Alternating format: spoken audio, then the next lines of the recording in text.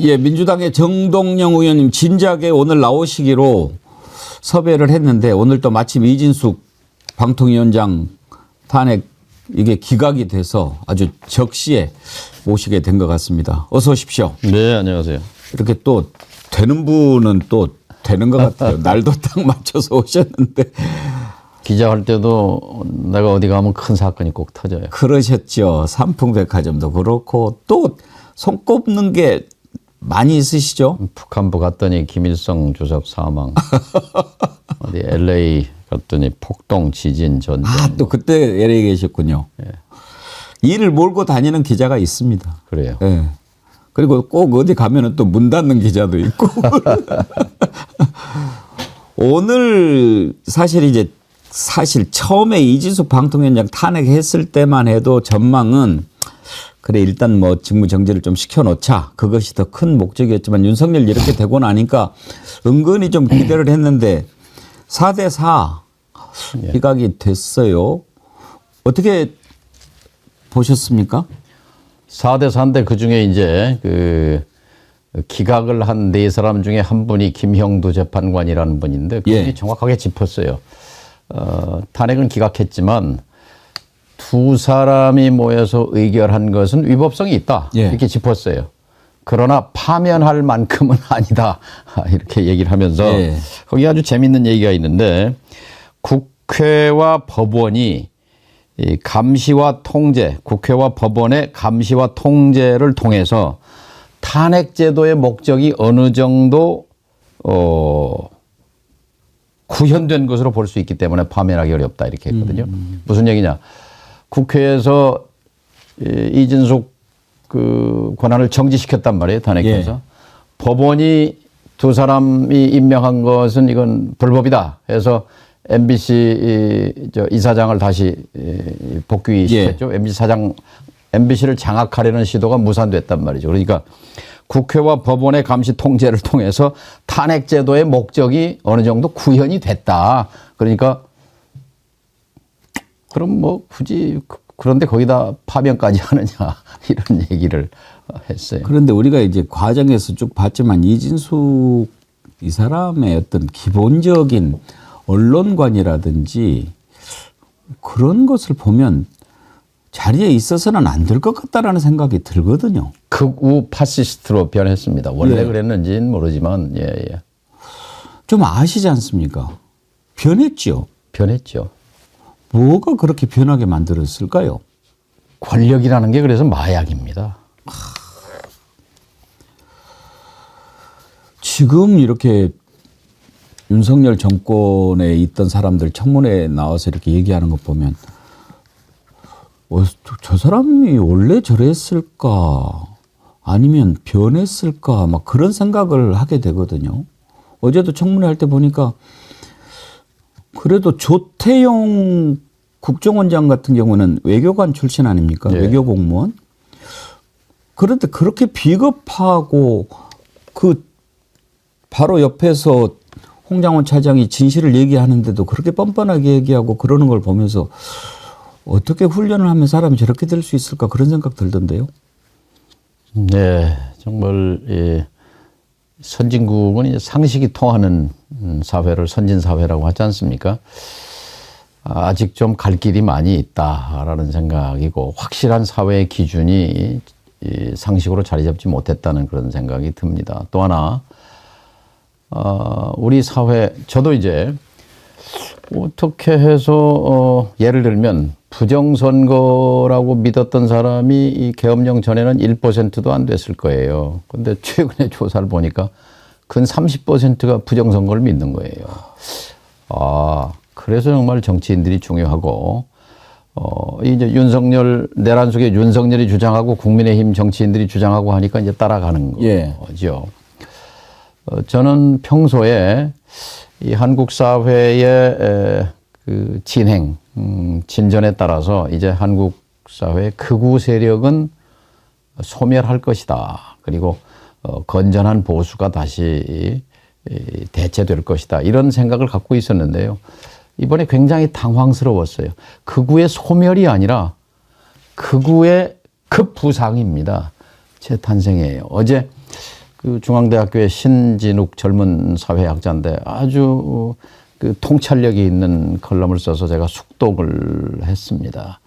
말하자면 87년 민주화 이후에 거의 소멸했던 극우 세력이 특히 이제 군사 독재 시절에 이제 그 권력과 돈을 누렸던 기득권들이죠.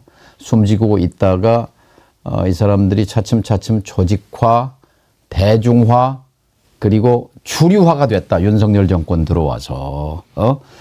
그래서 이 이제 12.3 사태 이후에 이 사람들이 이제 그러니까 그동안은 보수인 줄 알았는데 보수의 이제 극우화가 드러난 거죠. 그 이유로는 이제 윤석열은 끝났고 그 다음에 이후에 올 사회 질서, 이 탄핵 이후에 올 윤석열 파면 이후에 올 새로운 질서에서 자신들에게 닥쳐올 불이익, 이것이 그 보수로 분류됐던 사람들을 극우적인 성격을 띠게 한, 그래서 지금 윤석열 탄핵하면 안 된다 하는 조사가 30몇 % 되잖아요. 예. 늘어나고 아주 있고요. 탁월한 분석이라고 생각하고 저도 동의합니다. 저는 그 국민의힘에서 그동안에는 보수 정당이니까 부정선거 이렇게 얘기 나왔을 때 선을 긋는 사람들이 90%가 넘었지 않습니까? 예. 근데 지금은 뭐 공공연하게 막 이렇게 이야기를 하고 오히려 그런 이야기 하면 안 된다 하는 사람이 더 소수가 돼버린 것 같은데, 지금 말씀하신 것처럼 극우가 확장되고 있는 것 같으니까 우리도 그쪽으로 가야 된다 이렇게 생각하는 걸까요? 그렇죠. 숨지고 있던 사람들이 이게 나 혼자가 아니구나 하면서 결국 서부지법 법원을 침탈한 그 폭도들의 행동도, 그러니까 이 돈이 필요한, 유튜버 얘기들 많이 하는데 네. 유튜버만이 아니라 유튜버들에게는 돈이 필요한 거고, 선동을 통한, 그리고 정치인들에게는 또 그 사람들의 표가 필요한 거고, 또 신도가 필요한 교회, 돈과 표와 신도들이 그 코어를 형성하고 그 정점에 내란 속에 윤석열이 있고, 이게 우리 저 신 교수의 분석이던데 저도 예. 맞는 분석이라고 생각합니다. 근데 극우정당으로 가면 국민의힘이 극우정당이 만약에 된다면 오히려 더 좁아지는 거 아닙니까? 그러면 중도는 어디로 가라는 겁니까? 그러니까 지금 당장의 사태에서는 이제 그 극우의 부상인데, 이제 선거 국면으로 바뀌게 되면 또 이제 화장을 잘 하게 되겠죠. 어차피 진보는 우리 지지 안 할 거고 극우를 그래도 좀 잡아놔야 우리가 더 볼륨이 커질 수 있다 이런 생각을 한다는 겁니까? 사실 윤석열 후보 때는 극우인 줄 몰랐잖아요. 파시스트인 줄 몰랐잖아요. 나중에 보니까 그런 성향이 농후한 사람이었다는 것이 드러났지만, 그러니까 윤석열을 통해서 다시 집권으로 복귀할 수 있었던 것은 극우와 거리를 두었던 국힘의 재탄생이라고 믿었던 유권자들 덕분인데, 이제 등장하면서 그 이후에 계속 하향길을 걸었지 않습니까? 특히 이제 탄핵 전에는 지지율이 뭐 18%, 대개 보수 정권이 등장해서 20% 미만으로 떨어지면 쿠데타를 꿈꾼다는 게 세계적 사례입니다. 그래서 지금 이 상황이 유럽이나 미국에 있었던 극우 정당들이 뭐 계속 힘을 강화해 왔잖아요. 그것이 한국에서도 지금 드러나고 있는 겁니다. 특히 한국의 토양은 분단 체제 속에서 반공 반복의 그런 극우 토양이 있는 거죠. 정 의원님께서는 윤석열이 정말로 부정선거를 믿고 있다고 생각하십니까? 본인이 믿으니까 그렇게까지 군 병력을 동원해서. 그러면 부정선거 때문에 내란을 일으키고 비상계엄을 선포했다고 생각하십니까? 아니죠. 결국은 그 핵심에는 김건희 특검법도 있을 것이고, 예. 본인이 그러니까 4월 총선에서 대패를 했는데 예. 참패를 했는데도 예. 불구하고 기조를 바꾸지 않았어요. 그냥 밀고 갔지 않습니까? 그때 이미 결심했다고 봅니다. 그러면서 그 이후에 계속해서 정부와 뭐 심지어 독립운동 그런 단체들까지 최고위직의 극우 인사 뉴라이트들을 꼽아넣기 시작하거든요. 예. 이미 그때 결심은 했다고 보여집니다. 극우 성향을 띠기는 했지만은요, 저는 자꾸 그런 생각이 들기 때문에 여쭤보는 겁니다. 윤석열 이자가 부정선거, 물론 맨날 그런 얘기 하는 사람들하고만 어울리고 그러다 보니까 뭐 상당히 귀를 기울였을 수는 있지만 지금 막 부정선거 얘기하고 그러는 것은 논점을 흐리기 위한 작태라고 생각합니다. 그 점도 있죠. 예. 자기와 자기 배우자한테 닥쳐올 그런 것들이 무서워서 이자가 이 짓을 저지른 거지 무슨 부정선거 이것을 바로잡고 그러려고 한 그런 정도 위인이라고 생각하지 않거든요. 그러니까 이제 말을 그대로 믿을 수는 없는 거고요. 근데 여기서 좀 큰 그림을 볼 필요가 있다고 예. 봅니다. 큰 그림. 그러니까 단순히 본인 말대로 국회를 민주당을 겁주려고 뭐 군대를 보냈다. 이건 아니지 않습니까? 예. 그러면 이 국회를 침탈하고 비상계엄을 통해서 포고령을 발표해서 정치 활동을 중지시키고 그다음에 일체 언론 출판 집회 결사의 자유를 이제 박탈하고 국민의 기본권을 그래서 꿈꾼 것이 독재 아닙니까? 예. 그거를 만들기 위해서 전쟁이라도 일으켜서 하겠다는 거고요. 예. 그 과정에서 필연적으로 학살이 발생합니다. 그 어마어마한 유혈 사태가 발생하는 거죠. 여기에 순순히 순응할 국민이 아니지 않습니까? 2024년의 대한민국 국민이. 그러면 독재와 학살과 전쟁과 이 국가 폭력이죠, 전부가. 이 국가 폭력을 감수하고라도 그러니까 젤렌스키 모델이 하나 있을 거고 또 국내적으로는 이제 박정희 전두환 모델이 있는 것이고 영구 집권을 꿈꾸면서 전쟁을 불사해서라도 대량 학살을 통해서라도 그런 독재 체제를 꿈꿨던 전형적인 극우 파시스트였죠. 예. 그러니까 결국은 그 장기 집권의 어떤 독재의 길로 가기 위해서 내란을 일으킨 거다 이렇게 보시는 거죠. 그러니까 12월 3일 이게 성공했다라면 예. 그런 윤석열이 꿈꿨던 세상이라는 건 그런 거죠. 그러면 이제 지금 그 윤석열 정부에서 일했던 강요들은 그래도 좀 정신이 좀 박혀 있는 사람들이 좀 있지 않겠습니까? 있기도 하고 뭐 없기도 하고 그러지 않겠습니까? 그러니까 사실 친위 쿠데타는 100% 성공하는 쿠데타입니다. 권력을 잡은 사람이 그러니까요. 예. 일으키는 쿠데타인데 그래서 72년 박정희 유신 독재 쿠데타도 그때는 뭐 군대 별로 그냥 탱크 예. 동원해서 국회 막고 쇼만 했어도. 그 주체가 수석 비서관들 그리고 국정원 그리고 장관들로 친위 쿠데타를 한 거죠. 그러니까 거기에 비춰보면 지금 윤석열 쿠데타는 팔과 다리는 드러났는데 작전사령관은 드러났죠. 김용현 그다음에 수방사령관 병력을 동원한 특전사령관 방첩사령관은 드러났는데 이 전체적인 그림 예. 그러니까 영구 독재 전쟁을 불사하고라도 예. 또 학살까지를 감수한 이런 큰 그 음모의 사령탑 예. 그러니까 기획사령탑은 드러나지 않았죠. 그게 궁금하거든요. 네. 브레인 역할을 한 예. 혹시 짐작가는 짐작가는 게 있죠. 있습니까? 그래서 지금 꼭꼭 숨어라 머리카락 보일라 뭐 예. 이런 건데 지금 하나 둘씩 어제 MBC가 보도한 것이 굉장히 의미가 있다고 봅니다. 뭐냐면 HID 예. 북파 공작원 예.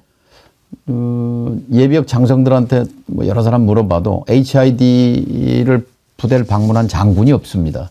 근데 그 부대를 속초에 있는 부대를 안보실 1차장이 방문합니다. 예. 처우 개선 때문에 방문했다고 하는데 그건 뭐 너무나 빤한 예. 거짓말이고 거기에 있는 중령 한 사람을 안보실에. 용산에 파견해서 근무하게 하는데 그게 비밀 TF를 운영했다는 거죠. 예. 분명으로. 그런데 소속은 2차장실로 돼 있는데 2차장이 국회에 나와서 자기 통제하에 있지 않았다. 자기 예. 지휘하지 않았다라는 거거든요. 소속은 안보실 NS의 2차장인데 인성환이라는 사람 밑에 있는데 자기가 지휘하지 않았다는 거예요. 그럼 별도의 임무를 가진 건데 북쪽에 가서 북쪽 파괴 공작을 하는 특수 요원들 이번에 또 동원됐잖아요. 예. 뭐 4, 50명씩. 여기에 이제 안보실 1차장이 깊숙이 개입돼 있다는 것이고 또 드론 사령부는 윤석열의 지시에 의해서 만들어진 드론 부대인데 합참의 지휘 통제를 받게 되어 있습니다. 근데 합참을 패싱하고 용산 대통령실과 거래했습니다. 안보실의 그 고위 관계자가 드론사 연천에 있는데 방문하고 또 연천의 드론 사령관이 대통령실을 방문하고 지침을 받고 그리고 실제 10월 3일, 9일, 10일 드론을 3번씩 평양 상공에 보내서 이건 6.25 끝난 이후에 처음입니다. 예. 우리가 비행물체에 뭘 싣고 가서 거기서 평양에다가 뿌렸는데요. 말하자면 북에 대해서 도발을 해달라 하는 강력한 뭐 그런 요구였다고 볼 수 있죠. 근데 그 드론 사령부에서 의문의 화재가 발생했어요. 예. 증거인멸입니다. 증거인멸이죠. 그래서 제가 외환죄 조사단입니다. 거기 가려고 했는데 국방부가 거부했습니다. 예. 못 간다. 이건 군부대다. 이거 조사해야 하지요. 그리고 이 11월 28일 그러니까 계엄 닷새 전인데 이제 이렇게 해도 안 되고 저렇게 해도 안 되잖아요. 그러니까 헌법 77조 전시 사변 또는 그에 준하는 국가 비상사태 이걸 초래해야 하는데 이게 안 된단 말이에요. 예. 예. 그러니까 이제 11월 28일 김용현이 합참 지휘 통제실에 내려가서 그날 오물풍선이 날아왔습니다. 근데 11월 달엔 딱 2번밖에 안 날아와요. 근데 2번밖에 안 온 것은 여기서 전단을 11월 달엔 3번밖에 못 보냅니다. 다른 때는 뭐 20번씩 보냈어요. 10월 달엔. 바람 때문에 그랬습니까? 근데 11월에 바람 방향이 바뀌는 거죠. 아, 예. 북서풍으로. 보내도 남쪽으로 떨어지지 북쪽으로 안 가기 때문에 예. 3번밖에 못 보내니까 오물풍선도 2번밖에 안 왔어요. 아. 그러니까 기회가 그렇게 많지 않단 말이에요. 예. 드디어 이제 11월 28일 합참에 내려가서 원점을 타격해라. 풍선이 날아오는 지점. 그 14군데인데요. 개성 주변 등등 해주 주변. 거기를 가령 때렸으면 이제 물론 북이 그 얻어맞고도 가만히 있었다면 또 다른 얘기지만 그럴 가능성은 별로 없습니다. 거기에 이제 맞대응을 했다면 이것은 전면전입니다. 그것을 알기 때문에 합참 간부들이 이건 전면전을 각오해야 하는데 실행할 수 없습니다. 이게 막았다는 거잖아요. 예. 근데 이거 지금 합참이 부인하고 있습니다. 부인하지요. 부인하는데요. 예. 근데 이건 민주당에 들어온 신뢰할 만한 제보가 있습니다.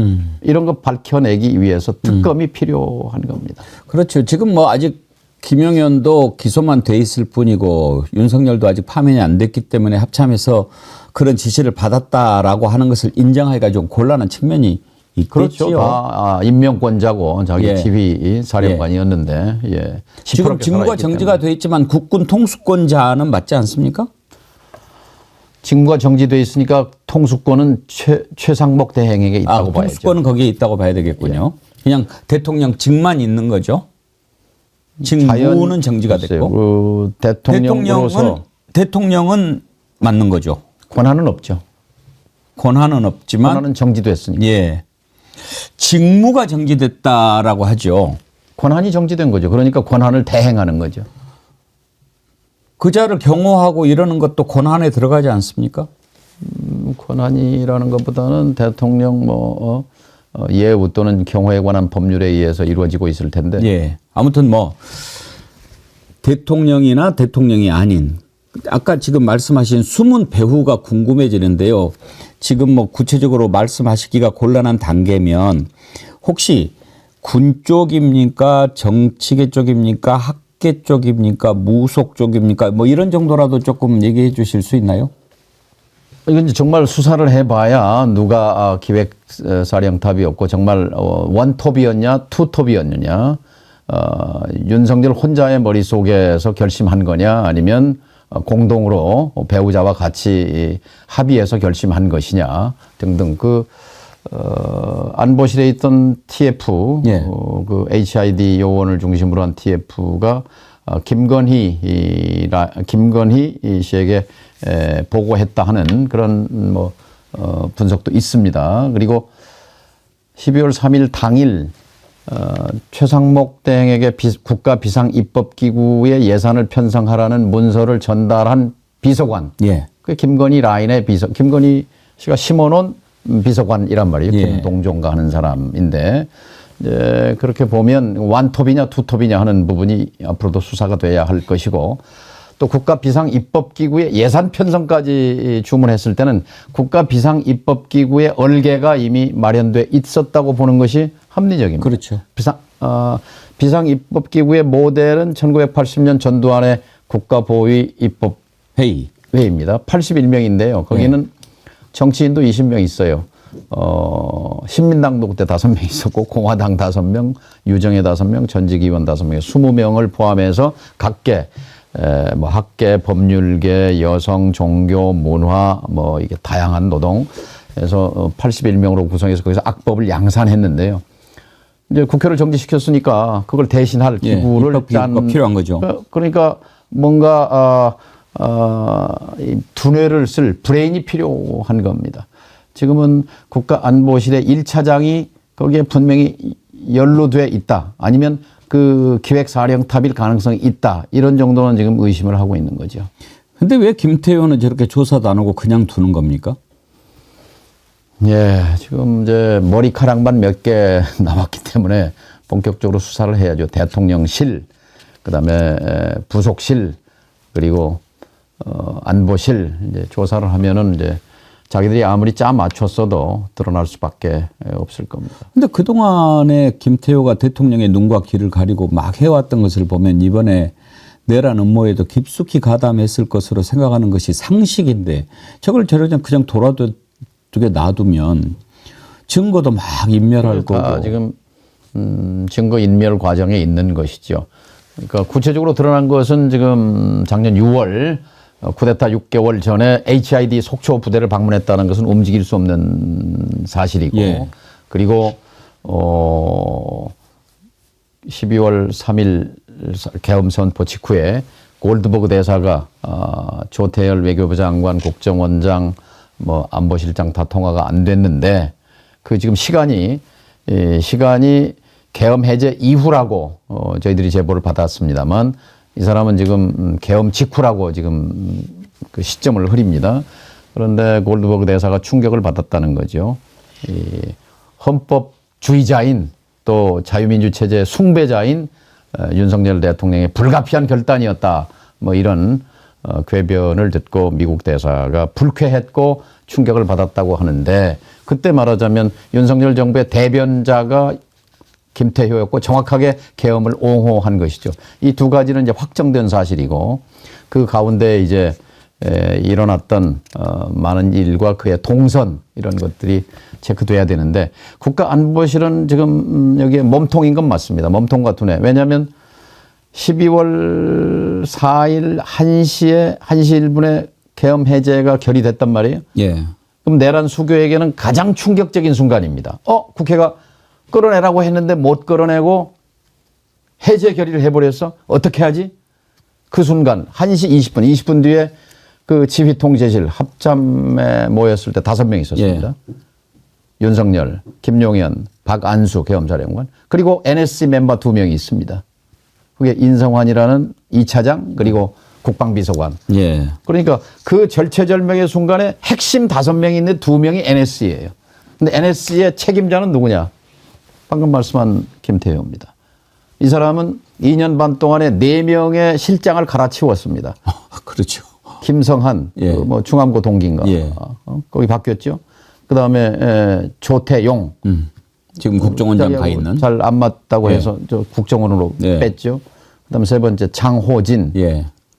이제 그 장호진을 바꿀 때가 굉장히 중요한 시점입니다. 왜냐하면 그 계엄을 계속 같이 얘기해왔던 김용현 경호처장을 국방부 장관으로 보냈단 말이죠. 보내서 이제 말하자면 실행 버튼을 누르는 거죠. 가 실행해라. 국가 비상사태를 만들어라 하는 거죠. 계엄의 명분을. 근데 그러기 위해서는 이제 국방부 장관을 또 이제 돌려막기로 예. 안보실장으로 들여오면서 그 장호진 안보실장을 안보특보. 예. 이제 그러고 이제 네 번째가 이제 그래서 신원식이죠. 신원식이 된 거죠. 그러니까 실장을 4명씩 가르면서 차장 자리에 숨어서 2차장, 3차장도 여러 번 바뀌었어요. 이 사람만 안 바뀌면서 그리고 대통령 되기 전부터 같은 아파트에서 그 부인도 아마 김건희 씨와 아주 돈독한 관계고 그런 패밀리를 구성했고 실질적으로 외교, 안보, 남북 관계에 관한 담화문은 다 내가 쓴다. 그런 뉘앙스로 국회에 나와서 또 얘기했습니다. 그러면 그리고 뉴라이트 얘기가 나왔을 때 우리 대통령께서는 뉴라이트 개념도 모른다. 예. 뭐 이런 식으로 예. 아주 오만방자하게 얘기를 했고 해리스가 되면은 그 참모들이 잘 모르기 때문에 내가 좀 가르쳐야 되겠다. 이런 참 망상에 사로잡혔던 정치학자입니다. 명색이.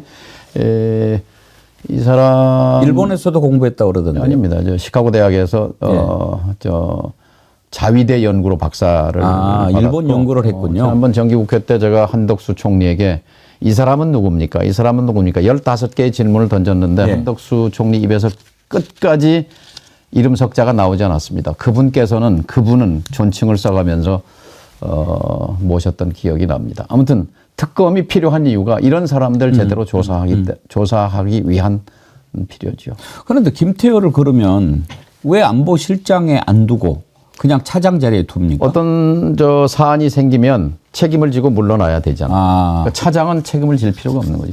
권한은 행사하되 책임은 지지 않는 것이 이제 2인자의 그런 교묘한. 장호진 실장이나 조태용 실장은 외교관 출신들이지 않습니까? 그러니까 뭐 이번에도 보면은 보고도 제대로 안 받고 피하고 그냥 그런 식으로 자기 자리 보전하는데 익숙해진 사람들이니까 그렇다고 치더라도 신원식은 군 출신이고 국회의원도 했고 그런데 내가 바지사장으로 있고 김태효가 다 하고 이러면 좀 반발도 하고 그럴 것 같은데 그런 깡도 없을까요? 이 사람도 원래 한 팀이었죠. 저 국방부 장관 하면서 계속 만났잖아요. 그 안가에서 만나고 3월 말 4월 달에도 만나서 뭐 신원식 김용현 간의 계엄을 끌어내는 방법과 관련해서 이 논쟁도 하고 했다는. 그럼 이번에 딱 결합이 된 걸까요? 이제 뭐 견해 차이가 있었겠죠. 예. 차이가. 신원식 개인으로 봐서는 그러니까 이런 그 외환 전쟁을 일으켜서라도라는 부분에 대해서 소극적 내지는 부정적이었던 것이 지금 빠져나갈 신원식 씨에게는 빠져나갈 명분을 준 거죠. 아니 왜냐하면 이제 김병주 최고위원께서 이렇게 말씀하시기를 그래도 신원식은 좀 합리적이다. 김용현이 아주 위험했고 또 그런 얘기를 하셔가지고. 근데 그 사람들 수준에서 보다는 아무튼 윤석열이라는 지금은 괴물이 돼 있죠. 예. 국민이 속은 겁니다. 사실 공정과 상식을 들고 나왔잖아요. 근데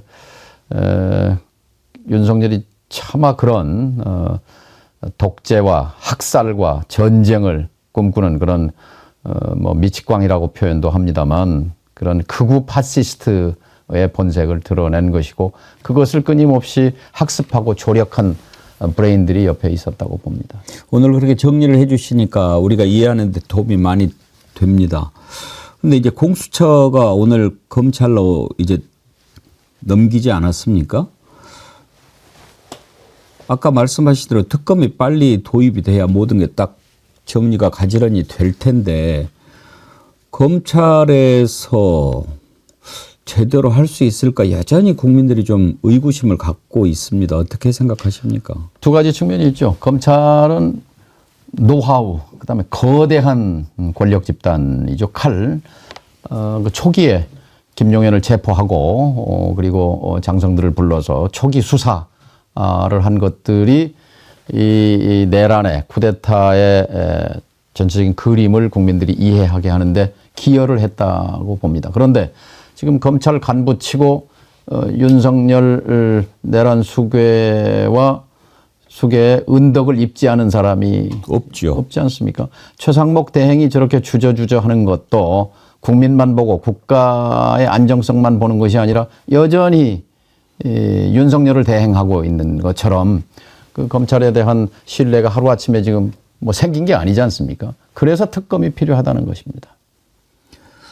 일단 검찰에 갔으니 검찰이 그래도 자기들도 살아야 되지 않겠습니까? 윤석열 은덕을 입었던 어쨌든 윤석열이 이제 곧 끝장날 걸 검찰도 모르지 않을 거고 제대로 수사해서 제대로 기소할 가능성은 얼마나 보십니까? 그럴 가능성도 있다고 봅니다. 왜냐하면 검찰은 그동안 역대 정권마다 죽은 권력에 대해서는 또 죽어가는 권력에 대해서는 뭐 아주 무쌍하게 검찰의 칼을 휘둘렀던 그런 전력도 있기 때문에 윤석열이 다시 살아날 가능성이 없다면 그렇게 본다면 아마 그 프로지 않습니까? 프로 수사에는. 그런데 이제 검찰이 처음에 윤석열 휘하에 또 수족들을 다 이렇게 막 조사하고 구속하고 기소하고 그러면서 이제 너네들이 살려고 그러는구나 이렇게 생각을 했다가 이번에 김성훈 경호차장 영장을 아예 청구도 안 해버리는 것을 보면서 이렇게 생각하는 분들이 많거든요.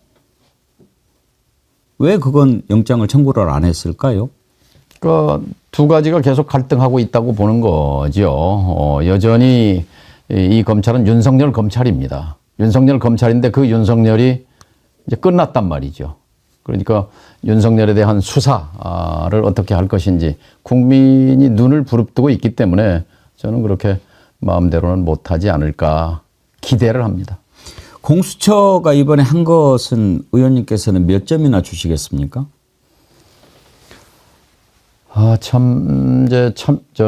지난 정부의 유일한 검찰 개혁의 이제 성과물이 공수처인데 너무 부실했죠. 규모도 작고 그 시설도 참 불비하고 그런 상황에서 국민의 힘이 국민들의 그런 그 참여와 힘이 아니었으면 체포를 끌어낼 수 없었다고 봅니다. 그러나 어쨌든 그 공수처의 존립을 위해서 자신들이 생존 위기 속에서 분투한 것은 뭐 평가해 줄 필요가 있습니다. 그러나 철저하게 내란숙의 윤석열에 의해서 무시당하고 뭐 배제당했다고 할까요? 특검과 관련해서 원래는 이제 내란과 외환 유치 같이 이렇게 살펴봐야 그게 정상이고 맞는데 이제 국민의힘이 하도 저 난리를 치니까 일단은 좀 그쪽 의견도 받아들이고 그러려고 외환 부분을 뺀 거 아닙니까? 그렇죠. 그렇죠. 그러면은 외환 유치 지금 진상조사단 단장을 하고 계신데 조금 주춤하지 않을까 그런 걱정도 듭니다만 별개로 이렇게 계속 여기 오기 전에 시민단체 분들하고 대담을 해서 그분들이 관심을 갖는 부분이 이 외환죄 부분입니다. 이건 너무나 충격적이고 폭발력이 큰 건데요. 그걸 빼준 이유는 국민의힘이 집요하게 요청한 게 세 가지였습니다. 하나는 외환죄 빼달라는 거고, 그다음에 이제 선전선동죄 빼달라는 거고, 그거는 이제 소속 의원들이 관련돼 있죠. 그리고 인지 수사를 빼달라는 것입니다.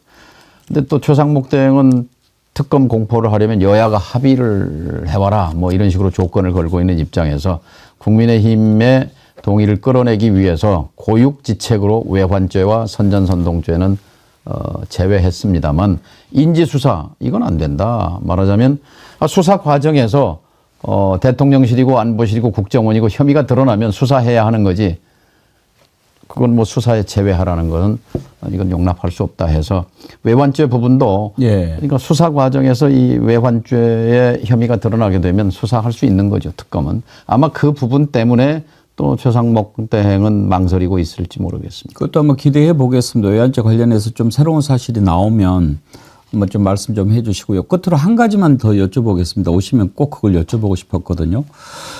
지금 나오는 여론조사들 보면 아무리 과다 표집이 된 부분이 있다 하더라도 이 정도인가 막 이렇게 좀 의아하거든요.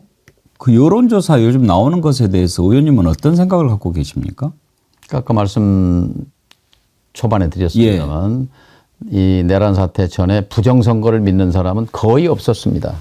정신 나간 사람들이나 극우 유튜브 일부였는데 이 이제 윤석열의 개헌 명분으로 부정선거론을 들고 나오고 국민의힘에서 이제 집단적으로 부정선거 또 12.3 내란이 아니다.